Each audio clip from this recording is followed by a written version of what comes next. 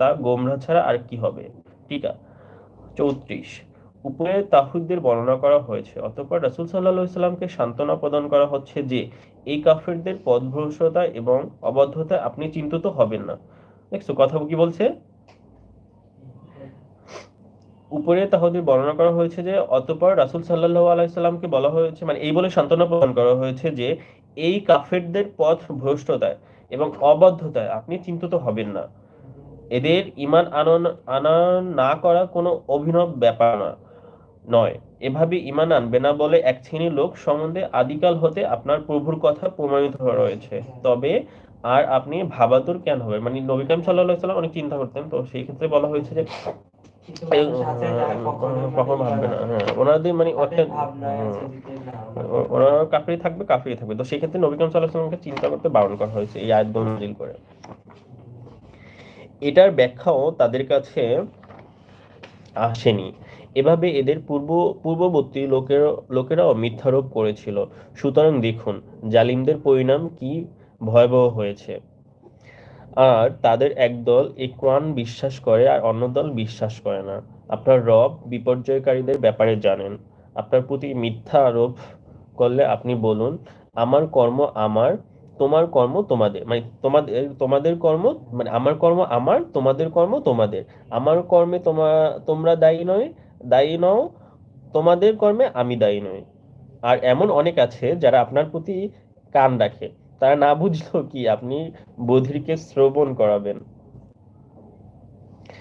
তাদের কেউ কেউ আপনার প্রতি দৃষ্টি রাখে, তারা না দেখলেও কি আপনি অন্ধকে পথ প্রদর্শন করবেন। নিশ্চয়ই আল্লাহ মানুষের প্রতি কোনো জুলুম করেন না, বরং মানুষই নিজেদের প্রতি জুলুম করে। যেদিন তাদেরকে একত্রিত করবেন সেদিনের কথা স্মরণ করো। তখন তাদের মনে হবে দিনে দিনের এক মুহূর্তেই অবস্থান করেছে। তারা পরস্পরকে চিনবে। নিঃসন্দেহে তারা ক্ষতিগ্রস্ত যারা আল্লাহর দর্শনকে মানেনি আর তারা সৎপথ প্রাপ্ত নয়। তাদেরকে শাস্তি দেওয়ার ওয়াদার কিছু কিছু আপনাকে দেখায় বা আপনাকে মৃত্যু দেয়। সর্বাবস্থায় তাদের প্রত্যাবর্তন তো আমার কাছে। আল্লাহ তাদের কৃতকর্মের সাক্ষী।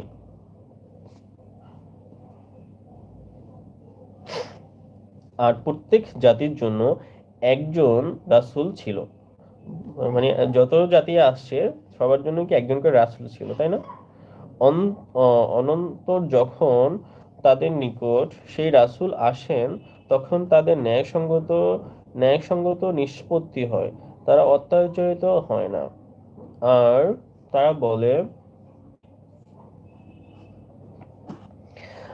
তারা বলে সত্যবাদী হলে বলো, ও এ ওয়াদা কবে, আপনি বলুন আল্লাহর ইচ্ছা ছাড়া আমি আমার নিজের জন্য ভালো মন্দের কোনো অধিকার রাখি না। কথা হচ্ছে যে আহ, এই যে কাফির যারা আছে তারা সবসময় বলতো যে এই যে জিনিসগুলো সেগুলোর সাথে সাথে দেখাইতে বলে। হ্যাঁ, আবার যে সত্যবাদী হলে ওয়াদা করতে বলে। তো তখন নবী করিম সাল্লাল্লাহু আলাইহি ওয়াসাল্লাম বললেন যে আপনি বলুন যে, মানে রাসূল সাল্লাল্লাহু আলাইহি ওয়াসাল্লামকে তো ওই যে ফেরেশতারা এসে সবকিছু বলতো না, ওহী দিত, তো সেক্ষেত্রে বলা হয়েছে যে আল্লাহর ইচ্ছা ছাড়া আমি আমার নিজের জন্য ভালো মন্দের কোনো অধিকার রাখি না, মানে নিজের জন্য। তাহলে প্রত্যেক জাতির জন্য একটা নির্দিষ্ট সময় আছে। তাদের নিকট সময় আসলে মুহূর্ত আঁখপাচ হবে না।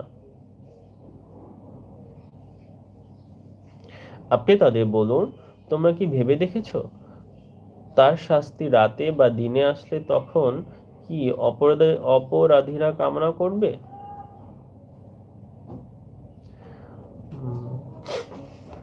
আজকে এ পর্যন্তই। আমার যতটুকু আমি তেলাওয়াত করেছি ততটুকুর অর্থ এই পর্যন্ত। তো আমি আজকে যতটুকু তেলাওয়াত করেছিলাম 22 আয়াত থেকে, সূরা ইউনূসের 22 আয়াত থেকে 50তম আয়াত পর্যন্ত আমি অল্প অল্প পড়ার চেষ্টা করি এবং অর্থ জানার চেষ্টা করি।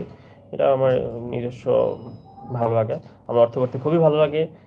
অনেক কিছু জানা যায় যেগুলা আমি হয়তো জানতাম, ওইভাবে বিস্তারিত জানতাম না, বাট আমি এখন যেহেতু কোরআন শরীফ তেলাওয়াত করতেছি, তো সেক্ষেত্রে এখানে আমি যখন অর্থ জানি আমার খুব ভালো লাগে যে ওই বিষয়গুলোর সাথে আমি কম্পেয়ার করতে পারি বা মিলাতে পারি যে হ্যাঁ এরকম এরকম তো হতে পারে। সো আপনাদের অসংখ্য ধন্যবাদ যারা যারা আমার সাথে ছিলেন এতক্ষণ। আশা করি সাপোর্ট পাবো সবসময়। আর আমার জন্য দোয়া করেন বেশি বেশি। আপনাদের জন্য অনেক অনেক দোয়া। আপনারা ভালো থাকেন, সুস্থ থাকেন ফ্যামিলি নিয়ে। সো আজকের মতো বিদায়। সবাই ভালো থাকবেন। আল্লাহ